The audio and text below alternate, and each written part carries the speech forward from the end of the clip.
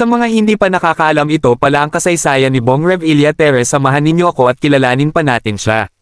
Si Ramon Bautista, Bong Revilla Jr., ay isang kilalang Pilipinong artista at politiko. Ipinanganak siya noong ika-25 ng Setyembre taong 1966 sa Manila, Pilipinas, bilang Jose Mari Mortal Bautista. Siya ang anak ng tanyag na aktor at dating senador na si Ramon Revilla Sr. at Azucena Mortal. Ang kanyang pamilya ay kilala sa industriya ng pelikulang Pilipino at may malawak na impluwensya sa politika.